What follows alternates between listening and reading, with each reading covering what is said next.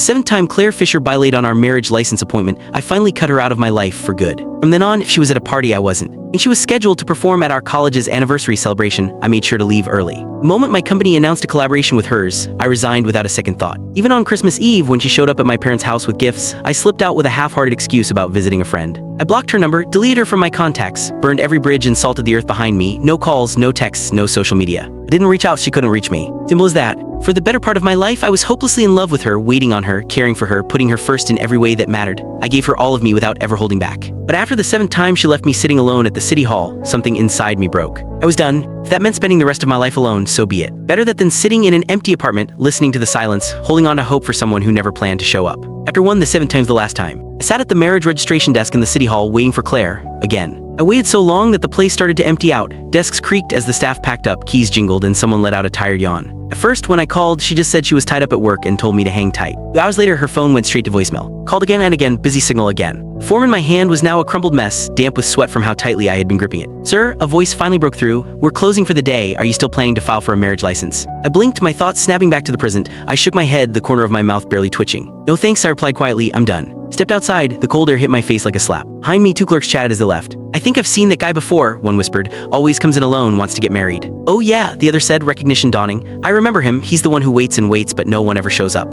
Didn't say a word, my face stayed frozen, blank as stone. But inside, I was bleeding. My heart felt like a worn-out cloth, thin, unraveling, leaking pain with every beat. I stared at the ground and I couldn't even meet my own eyes in the glass door's reflection. My feet moved before I could think. 7 times I waited for her at that same office, and every single time she never showed. I was just about to call a cab when Claire came running, literally. She jogged up, breathless, her coat flapping open and her hair bouncing with each step. A smile played on her lips, a little sheepish. Zach, she panted, I'm so sorry, work called last minute. I came as fast as I could. Hope I'm not too late. I stared at her, my lips curled up barely, and not from happiness. Last time, it was a work emergency. Time before that, also work. And before that, you guessed it. Same script, different days. I didn't even bother calling her out anymore. I just shook my head. You were late, I said. They just closed. She frowned and glanced at her watch as if she couldn't believe it. Seriously, they clock out on the dot every time. Can't even wait 1 minute, she scoffed. Then she grabbed my hand and pressed it to her chest, dramatically. I ran the whole way, I swear. Traffic was a nightmare. I'm so out of breath I could collapse. I stared at her blankly. My chest was tight, my throat burning with emotion I didn't want to show. But I was a fool, nor was I blind. There was not a single drop of sweat on Claire. Her forehead was dry, not even a smudge of dampness. I bit the inside of my cheek, the truth sitting heavy in my gut. Still, I asked the question I had been swallowing for too long. If you really ran all the way here, why aren't you sweating? Her smile froze for a split second. She frowned and the look in her eyes changed, sharp, accusing. Her tone shot up like a whip. What the hell's that supposed to mean? Do you think I'm lying that I wanted to miss this? After everything I did to get here? God, Zach, how heartless can you be? You think I'd fake being late just to avoid marrying you?